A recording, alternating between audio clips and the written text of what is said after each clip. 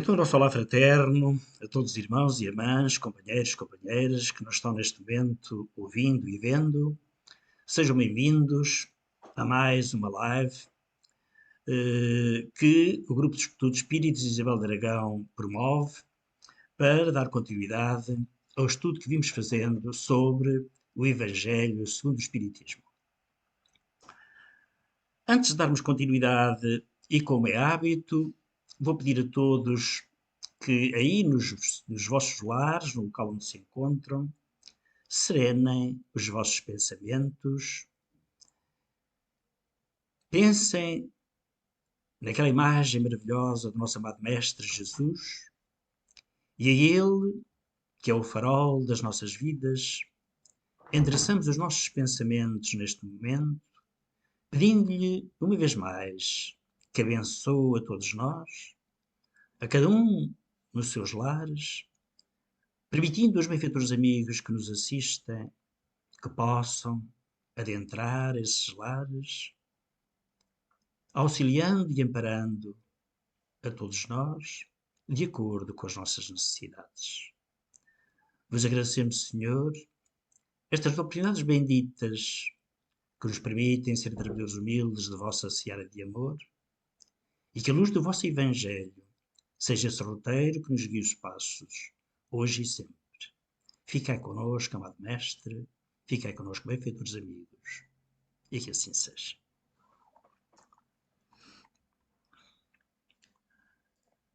Muito bem. Nós, como, portanto, anunciámos, vamos dar continuidade ao estudo do Evangelho segundo o Espiritismo. Temos estado a estudar o capítulo 5º, que hoje vamos continuar, mas ainda não vamos acabar. Lembremos que o título principal deste capítulo é Bem-aventurados os aflitos e já demos os subcapítulos Justiça das aflições, causas atuais das aflições, causas anteriores das aflições, esquecimento do passado, motivos de resignação, o suicídio e a loucura, e das instruções dos espíritos sobre estes temas já demos o bem-sofrer e o mal-sofrer, o mal e o remédio, a felicidade não é deste mundo, e hoje vamos falar da perda de pessoas amadas e mortes prematuras. Um homem de bem teria morrido e os tormentos voluntários. Fica-nos para ver numa próxima live a verdadeira desgraça, a melancolia e provas voluntárias e verdadeiro silêncio. Vamos então ver das instruções que os espíritos têm para nos dar sobre estas temáticas que hoje vamos abordar, e destes espíritos vamos ter Sansão e Fénelon. Sansão foi um antigo membro da Sociedade Espírita de Paris e Fénelon, que é um pseudónimo, foi o François de Salignac de la Motte, que adotou esse pseudónimo de François de Fénelon. Vamos começar então por Sansão, que nos vai falar do tema perda de pessoas amadas e mortes prematuras. Sansão, 1863. E diz-nos então o benfeitor Sansão: quando a morte vem ceifar em vossas famílias, levando-se em consideração os jovens em lugar dos velhos, dizeis frequentemente: Deus não é justo, pois sacrifica o que está forte e com o futuro pela frente, para conservar os que já viveram longos anos, carregados de decepções. Leva os que são úteis e deixa os que não servem para nada mais. Fere um coração de mãe, privando da inocente criatura que era toda a sua alegria. Pois bem, nos diz Sansão: criaturas humanas, é nisto que tendes necessidade de vos elevar, para compreender que o bem está muitas vezes onde pensais ver a cega fatalidade. Porque medir a justiça divina pela nossa medida. Porque medir a justiça divina pela vossa. Podeis pensar que o Senhor dos mundos queira, por um simples capricho, infligir-vos penas cruéis? Temos que ter em conta que nada se faz sem uma finalidade inteligente. E tudo o que acontece tem a sua razão de ser. Se prescrutássemos melhor todas as dores que nos atingem. Claro que ele diz, se prescrutasseis todas as dores que vos atingem, sempre encontraríeis nelas a razão divina, razão regeneradora, e vossos miseráveis interesses representariam uma consideração secundária que relegarias ao último plano. Acreditai no que vos digo, disse Sansão. A morte é preferível, mesmo numa encarnação de 20 anos, a estes desregramentos vergonhosos que desolam as famílias respeitáveis, ferem um coração de mãe e fazem branquear antes do tempo os cabelos dos pais. A morte prematura é quase sempre um grande benefício que Deus concede ao que se vai, sendo assim preservado das misérias da vida ou das seduções que poderiam arrastá-lo à perdição. Aquele que morre na flor da vida não uma vítima da fatalidade, pois Deus julga, e julga sempre bem, que não se lhe será útil permanecer por mais tempo na terra. E assim ele vai desencarnar prematuramente. É uma terrível desgraça, dizeis, que uma vida tão cheia de esperança seja cortada tão cedo. Mas de esperanças quereis falar? Das esperanças da terra? Onde aquele que se foi poderia falhar, querendo fazer sua carreira e sua fortuna? Pois é. Sempre essa visão estreita que não consegue elevar-se acima da matéria. Sabeis qual teria sido a sorte dessa vida tão cheia de esperanças, como imagináveis, segundo entendeis? Pois é. Quem vos diz que ela não poderia estar carregada de amarguras? Pensais antes que mais vale um lugar entre os homens que entre os espíritos bem-aventurados? Pensais antes que mais vale um lugar aqui, nesta terra de misérias, do que no céu, para onde vão aqueles que se portam bem? Esse céu da consciência, mas onde realmente a vida lá é como se fosse o céu. Então, nos diz Sansão, regozijai-vos, em vez de chorar, quando apraz a Deus retirar seus filhos deste vale de misérias. Não é egoísmo desejar que fique para se ver convosco? Pois claro que é. Essa dor se concebe, pois é, essa dor se concebe entre os que não têm fé e que veem na morte a separação eterna. Mas vós, espíritas, isto agora é um alerta para nós outros, que somos espíritas, sabeis que a alma vive melhor quando livre do seu invólucro espiritual, perdão, do seu invólucro corporal. Mães, sabeis que vossos filhos bem-amados estão perto de vós. Sim, eles estão bem perto. Seus corpos fluídicos vos envolvem, seus pensamentos vos protegem, vossa lembrança os inebria de contentamento. Mas também as vossas dores sem razão os afligem. E este é um alerta.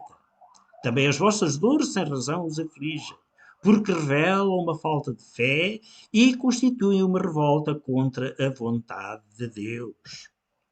Vós que compreendeis a vida espiritual, escutai as pulsações do vosso coração, chamando esses entes queridos. E se pedirdes a Deus para os abençoar, sentireis em vós mesmos, em vós mesmas, a consolação poderosa que faz secarem as lágrimas e essas aspirações sedutoras que vos mostram o futuro prometido pelo soberano Senhor. É interessante nós fazermos aqui algumas reflexões sobre esta temática. Mas antes de fazer essas reflexões, vamos fazer aqui uma leitura de uma carta. Uma carta que foi enviada por um jovem que desencarnou prematuramente, um destes jovens de que aqui estamos falando, e que, do mundo espiritual, através de Francisco Cândido Xavier, dessa mediunidade abençoada, escreve uma carta a seu irmão Dirceu. Este jovem, que tinha cerca de 14 anos quando desencarnou, foi arrebatado, portanto, da vida por causa de uma doença de difteria e ele também não acreditava na vida, na continuação da vida. Vejamos o que ele diz na carta. É claro que esta carta que eu vou ler não é a totalidade da carta. Apenas vou ler alguns parágrafos dessa carta. Quem porventura depois quiser ler a cartinha toda poderá ir a um livrinho que tem como título Mensagem do Pequeno Morto e que foi, portanto, auxiliado este jovem para escrever essa carta por Neio Lúcio. Mensagem do Pequeno Morto.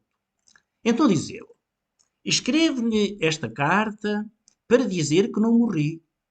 Jamais supus me fosse possível endereçar notícias a você, depois de afastar-me do corpo terrestre.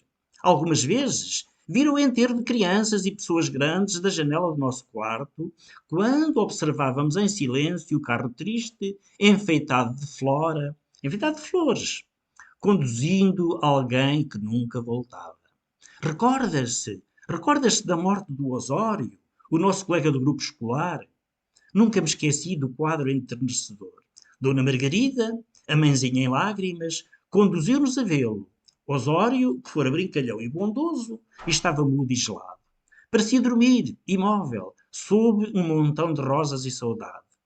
Quando ouvi dizer que ele jamais voltaria, meu coração bateu forte e empalideci. Nosso velho Tomás, o porteiro da escola, que assistia à cena, percebeu o que se passava e afastou-me dali depressa. Nesse dia não comi e passei a noite assustado. Atormentei o papai com toda a espécie de perguntas sobre a morte e arrepiava-me todo recebendo-lhe as respostas. Por fim, ele reconheceu a minha inquietação e aconselhou-me a evitar o assunto. Muito tempo passou, mas a experiência ficou gravada no meu coração. Foi por isso, talvez, que fiquei durante o período da minha enfermidade impaciente e aflito.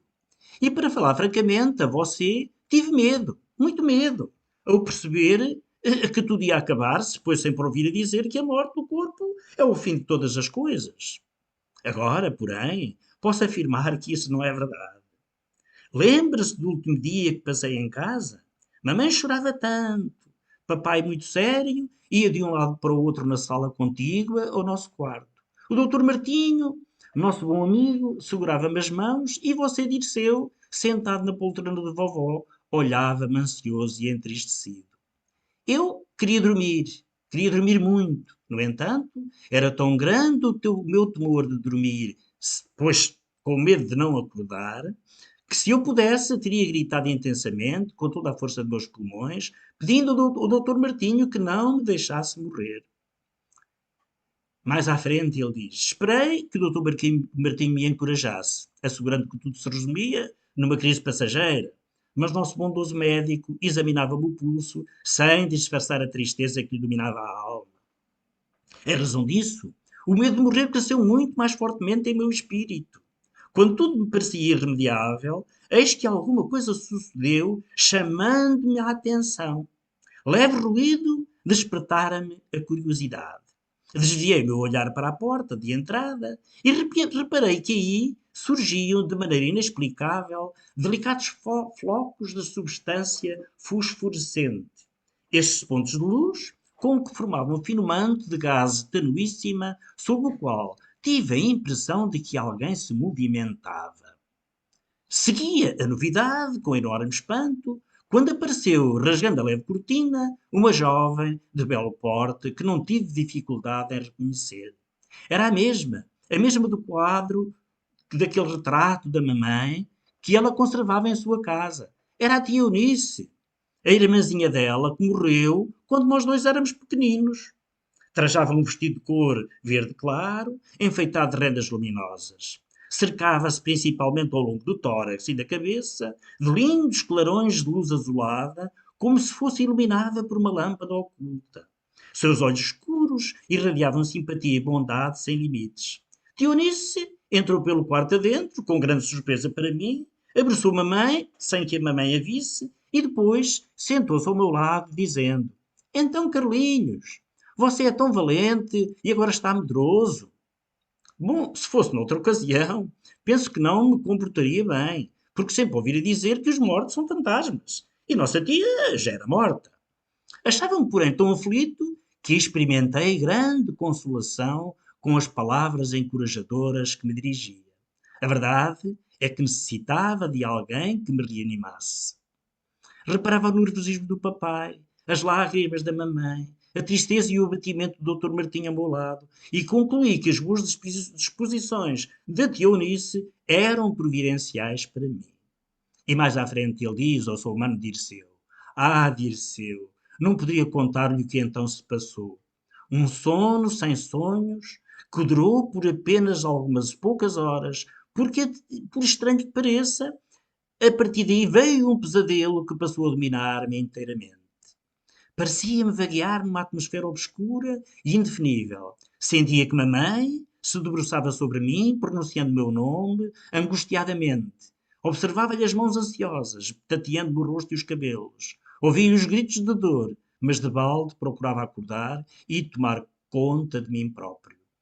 Mais à frente diz: sofri muito em semelhantes momentos de incerteza e aflição. Valeu-me tia Eunice, que me amparava cuidadosamente.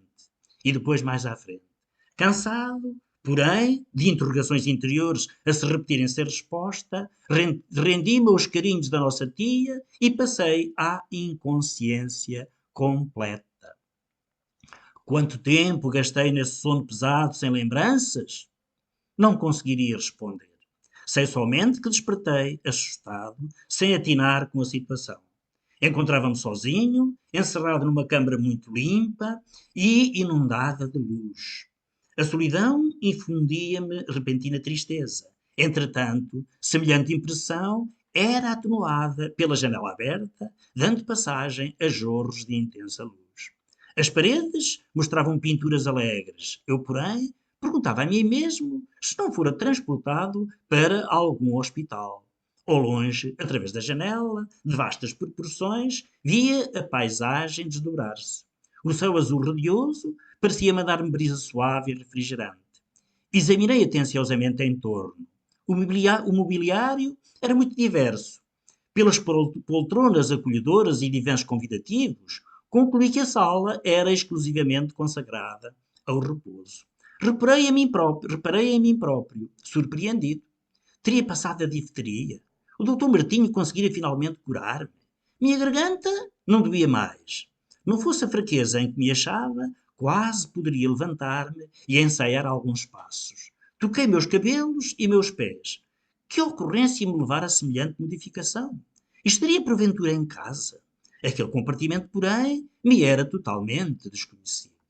Antes que pudesse refletir sobre a nova situação, abriu-se uma porta próxima, dando passagem à tia Eunice, que aproximou-se de mim sorridente e, sentando-se ao meu lado, disse-me na perfeita compreensão do que me ocorria: Não se assuste, Carlinhos. Você agora está presentemente entre nós. E não vou continuar a leitura, na expectativa de que os meus queridos ouvintes, amigos, amigas, possam ir ler o resto deste livrinho, porque efetivamente ele tem aqui indicações muito interessantes para nós refletirmos sobre efetivamente o que é a vida e a sua continuação. E vamos fazer algumas reflexões sobre esta leitura e sobre o que tínhamos lido antes. Vejamos.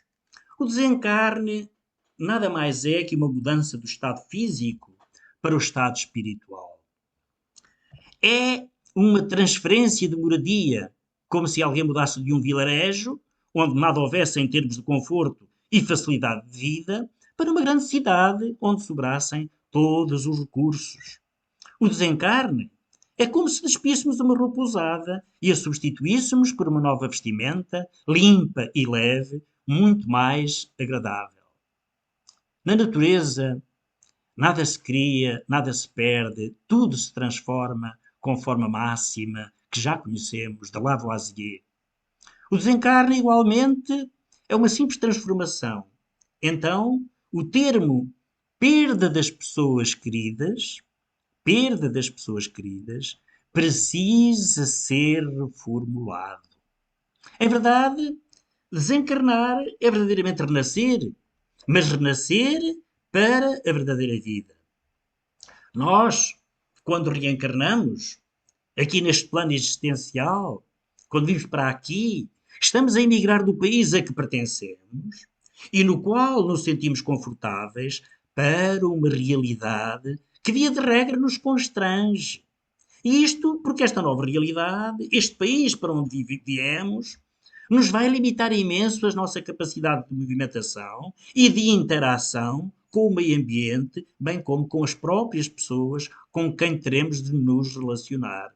Então, assim, a morte, ou o termo morte, se realmente existisse e se pudesse ser empregado esse termo, então isso aconteceria quando nascemos e nunca quando desencarnamos. Porque, efetivamente, quando nascemos é que vai haver uma constrição de todo o nosso eu, enquanto quando nós desencarnamos é a expansão do eu para uma realidade que nos vai dar oportunidades completamente diferentes.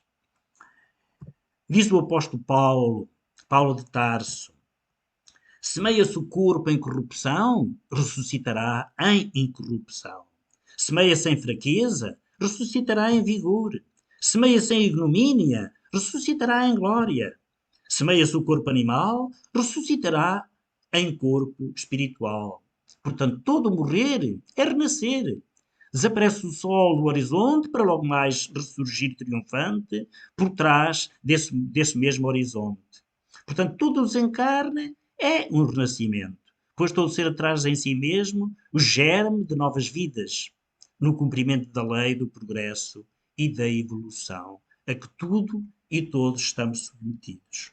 Portanto, em a natureza não existe um princípio de morte, porque ela, a natureza, é toda ela vida.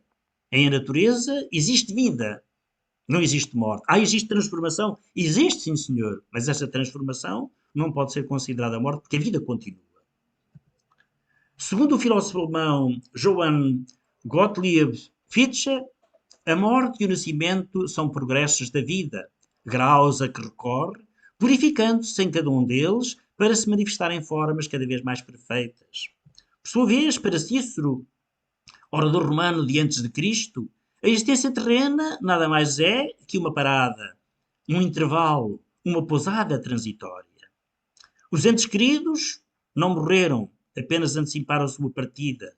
Digamos que apanharam o autocarro anterior ao nosso e estarão à nossa espera para o saudoso e feliz reencontro, como acontece sempre após uma longa viagem ou depois de um largo período de separação. Mas a certeza do reencontro não impede a saudade. Não há dúvida que eu sei que me vou reencontrar com aqueles que amo e que me precederam na passagem para a vida espiritual, mas eu vou ter saudades. Isso me vai constranger, não é? Então, essa saudade imensa portanto, e a dor que ela provoca são normais. Temos é que saber vencê-las. Vejamos o que este orador romano, Cícero, nos diz quando ele também foi confrontado com o desencarne de seu filho. Ainda que grande tenha sido a dor que senti quando da partida do meu amado filho Catão, procurei vencê-la pacientemente, não por indiferença, mas porque me consolava a certeza de que não seria longa a nossa separação. Não seria longa a nossa separação. Vamos então agora ver o que nos diz Fénelon sobre um homem de bem que teria morrido, sobre este tema. Dizeis frequentemente ao falar de um malvado que escapa de um perigo. Se fosse um homem de bem, teria morrido. Pois bem, ao dizer isso, estáis com a verdade, porque efetivamente Deus concede muitas vezes a um espírito ainda jovem na senda do progresso uma prova mais longa que a um bom que receberá em recompensa ao seu mérito o favor de uma prova tão curta quanto possível. Assim, pois, quando empregais, nos diz Fénelon, perdão, quando empregais este axioma, não duvideis de que estáis cometendo uma blasfémia. Se morre um homem de bem, vizinho de um malvado, apressai-vos a dizer: seria bem melhor se tivesse morrido aquele. Cometeis então um grande erro, porque aquele que parte terminou a sua tarefa, e o que ficou, se calhar, ainda nem sequer começou. Tem um trabalho imenso pela frente e precisa sim da reencarnação dessa e de muitas mais. E de muitas mais. Porque então, nos diz Fénelon, creis que o mal tenha tempo de acabá-la e que o outro continue preso à gleba terrena? Que dirias de um prisioneiro que, tendo concluído a sua pena, continuasse na prisão enquanto se desse a liberdade a outro que não tinha direito a isso. Não é? Ficai sabendo, pois, que a verdadeira liberdade está no desprendimento dos laços corporais e que enquanto estás na terra, estás em cativeiro. Habituai-vos a não censurar o que não podeis compreender e crer que Deus é justo em todas as coisas. Frequentemente, o que vos parece um mal é um bem, mas as vossas faculdades são tão limitadas que o conjunto do grande todo escapa aos vossos sentidos obtusos. Esforçai-vos por superar pelo pensamento a vossa estreita esfera, e à medida que vos elevardes, a importância da vida terrena diminuirá aos vossos olhos. Porque então ela vos aparecerá como um simples incidente na infinita duração da vossa existência espiritual, a única verdadeira existência. A única verdadeira existência. E ainda, Fenelon, falando-nos agora sobre os instrumentos voluntários.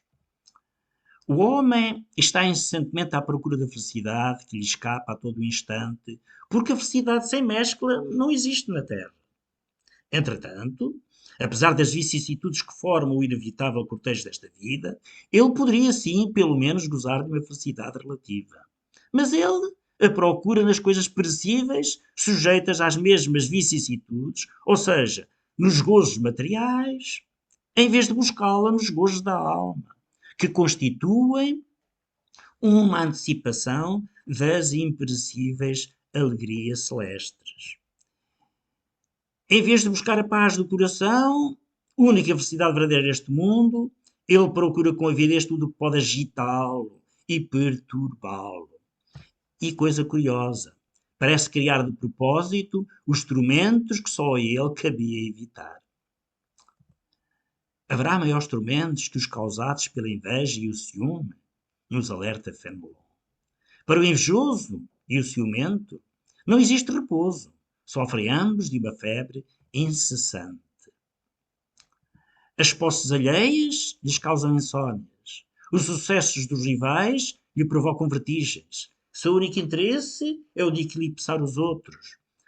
Toda a sua alegria consiste em provocar nos insensatos como eles a cólera do ciúme. Pobres insensatos, com efeito, não se lembram de que talvez amanhã tenham de deixar todas as futilidades cuja cobiça lhes envenena a vida. Não é a eles, não é a eles, não, que se aplicam estas palavras, bem-aventurados os aflitos, porque serão consolados. A eles não se podem aplicar estas palavras, pois os seus cuidados não têm compensação no céu.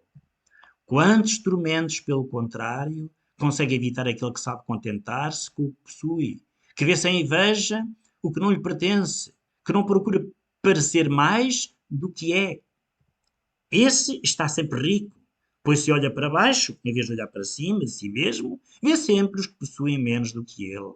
Portanto, está sempre calmo, porque não inventa necessidades absurdas. E a calma no meio das tormentas da vida não será uma felicidade? Nós vamos fazer agora algumas reflexões e, para fazer essas reflexões, eu vou terminar aqui o nosso compartilhamento de tela e vou-vos contar uma história. Uma história que poderia muito bem ser real e que eu acredito que se dê e que aconteça muito mais vezes do que nós imaginamos. Então diz assim a história. As estrelas empalideciam sob a majestosa sinfonia universal daquele amanhecer, quando duas sombras se encontraram, se iam a cruzar numa estrada entre o céu e a terra. A sombra que descia, era diáfana, quase irreal. Volitava como uma pluma e suas roupagens alvas, com cores diversas, eram agitadas pela brisa que soprava numa carícia suave como uma bênção. Suas mãos e seu rosto eram fluorescentes, cobrindo-lhe a cabeça um círculo luminoso de intensidade deslumbrante. A que tentava subir era abjeta, tinha uma corbaça indefinível. Na máscara de onde dos dois olhos reluziam escuros, como uma doença maligna. Na boca, da boca, lhe escorria uma baba grossa e nojenta. Suas roupas e seu corpo mostravam-se sujos e repelentes. Que vens fazer na terra? Perguntou o ser abjeto. Venho ajudar seres como tu, respondeu a sombra luminosa. Não preciso da tua ajuda, disse num trejeito orgulhoso a sombra tenebrosa. Sou um rei nos meus domínios. Tenho escravos sem conta. E lá embaixo, na crosta, arrebanho os espíritos dos que se comprazem no erro, louvando-me com cantos e rituais, pedindo-me favores e maldades. Ah, mas só conheces a dor, disse o outro tristão. E quem não a conhece? Perguntou o ser tenebroso. Eu não conheço a dor. Eu já não sou atingido pelo sofrimento. O objeto fez um movimento ameaçador na direção do luminoso, mas nada conseguindo, deixando cair os braços impotentes, confessou arquejando. Ah, se eu pudesse, eu te mataria. Eu sei, diz-lhe o outro, pois te deixas dominar pela revolta e pela inveja, em vez de atenderes docilmente. E não te vingas de mim. Se me vingasse, igualar-me-ia a ti. Meu caminho é para o alto, para o Criador. E se desço, é para mostrar aos seres como tu o quanto consegui evoluir com a ajuda misericordiosa do Pai Eterno. Então não foste sempre assim. Não. Vim, como tu, do abismo. Tudo e todos que existem estão submetidos à lei da evolução. Também como tu, errei. Fiz sofrer e fui sofredor. Na minha maldade e no meu desmedido orgulho, fechei os ouvidos aos amorosos apelos que de vez em quando me fazia o Senhor. Por muitos e muitos séculos me comprazi em sofrer e fazer sofrer. Era horripilante, sem brilho, nojento como tu. E com os séculos aumentavam meus sofrimentos. Meu ódio, minha inveja, minha angústia, minha perversidade davam para encher o universo. Mas um dia, a voz do Criador varou os espaços e me fez entrever a felicidade. Eu estalava de dor e desesperação. Caí de joelhos e pedi a ajuda do Mestre dos Mestres. Então ele te tornou assim num passe de mágica, quis saber o tenebroso. Ah, não. Ele me ajudou, mas fui eu que conquistei meus próprios méritos através do tempo. Encarnei e desencarnei vezes sem conta. Paguei todas as dívidas que adquirira com a minha maldade. E com a prática do amor, do perdão e da caridade, fui-me levando através dos séculos, até alcançar as altas esferas onde não há sofrimento. O tempo passara, e a luz do sol fez desaparecer as estrelas completamente. E na estrada, então silenciosa, entre o céu e a terra, o espírito abjeto e horripilante curvou-se sobre si mesmo e começou a chorar convulsivamente. É uma história, mas é uma história que nos faz pensar. Muitos dos nossos amigos, sempre que se fala de Evangelho, mudam de canal. Mudam de canal, entre aspas. Vão para outra. Para eles, isso de Evangelho deve ser algo para devotos, porventura para fanáticos, que passam a vida a rezar. É verdade, nós outros nada temos contra quem reza. Orar é uma forma salutar de entrarmos em simbiose com Deus. Para o Evangelho, não visa criar devotos fanáticos. O Evangelho é um códice onde encontramos caminhos que nos ajudam a vencer nossas imperfeições. Não, não temos pretensões, longe disso, de modificar as práticas comportamentais de cada um. O Evangelho, antes de tudo, é para nós outros. Conscientes que estamos de que cada um de nós é uma célula da família e que esta, a família, por sua vez, é uma célula da sociedade, acreditamos que, da mesma maneira que as células do corpo, estando sãs, darão origem a um corpo sadio, também nós outros, tendo comportamentos salutares, contribuiremos para a harmonia da família e, por conseguinte, para a harmonia da sociedade. O Cristo está-nos chamando. O Cristo está-nos chamando através da palavra dos seus prepostos luminosos, encarnados e desencarnados. Ele está sempre nos ajudando e ensinando o caminho a seguir. Nós que estamos aqui hoje, estamos ouvindo o chamamento de Jesus Cristo através do Evangelho e da vontade de evoluir. O Evangelho é precisamente para isso, para nós podermos evoluir, cada um de nós. Então volvamos para o Cristo, mesmo que o acervo das nossas dívidas nos faça marcejar nas trevas. Não desistamos, porque basta um pequeno aceno nosso na boa vontade para que sejamos de imediato ajudados. Nesta história que acabámos de vos contar, mostra-se o quanto a reencarnação nos dá oportunidades para evoluir. Sabe-se lá quantas reencarnações nós já tivemos aqui e porventura noutros lados. O importante é que não nos falte o desejo de evolução. Só o facto de estarmos reunidos em busca da melhoria espiritual é sinal que estamos despertando para o Cristo. A maldade e o erro são doenças do espírito. E Jesus Cristo é o grande médico.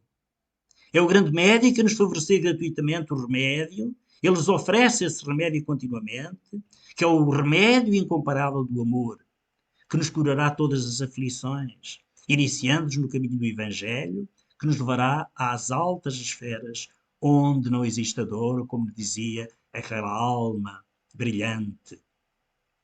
Aproveitemos agora, plantando as sementes das boas maneiras espirituais, que o seu Evangelho, o Evangelho do nosso amado Mestre Jesus, nos oferece. Quem ler o Evangelho em espírito e verdade, encontrará nele Deus e o céu. Tudo a nos esperar, aguardando que façamos a nossa parte, que nos cumpre fazer, para recebermos o tal prémio da felicidade, porque ela se constrói com esse trabalho individual de cada um de nós. Por isso não desperdicemos o tempo que Deus nos deu, por misericórdia, e aproveitemos o hoje, pois no amanhã não sabemos se teremos as mesmas oportunidades. Saibamos, portanto, aproveitar o hoje. É o hoje que nós temos que agarrar com todas as nossas forças. A mensagem fica. Nós gostaríamos muito que todos tomassem consciência da necessidade de modificarmos. Não quer dizer que tenham que ser todas. Nós não precisamos tornar-nos santos numa única reencarnação. Aliás, não conseguiríamos. Mas se a cada reencarnação nós conseguirmos limar uma das nossas muitas arestas, isso já seria muito bom. Vamos então terminar, até porque já passámos o nosso tempo, pedindo a todos uma vez mais que serenem vossos pensamentos. Vamos fazer uma pequena prece, agradecendo aquele que é o farol das nossas vidas, o nosso amado Mestre Jesus, essas bênçãos com que nos beneficia continuamente, sabendo nós que a bênção maior é essa oportunidade bendita que nos permite vivenciar o seu Evangelho de amor. Obrigado, pois, amado Mestre, por nos ter permitido, nesta reencarnação, ter encontrado essa doutrina de amor que há 2000 anos, pessoalmente, nos trouxestes. Permiti que os benfeitores amigos que nos acompanham em nossos lares possam abençoar-nos e aliviar as nossas dores, possam abençoar as nossas águas, para que ao bê-las elas se transformem no remédio solutor ao nosso corpo e ao nosso espírito, e que o vosso Evangelho de amor seja esse farol bendito que nos guie os nossos passos, hoje e sempre. Fiquei connosco, queridos benfeitores, fiquei com o nosso amado Mestre, e que assim seja. E pronto, e chegados ao final da nossa fala, desejamos do fundo do coração a todos vós que nos ouvis uma semana plena de alegrias, com muita felicidade, com muita saúde e que possamos todos distribuir amor uns pelos outros, porque se alguma coisa esta pandemia nos veio ensinar, foi precisamente essa necessidade que temos de nos darmos as mãos, de sermos solidários e termos sempre presente o amor que nos devemos uns aos outros. Uma santa semana. Para a semana iremos continuar. Até para a semana, se Deus quiser.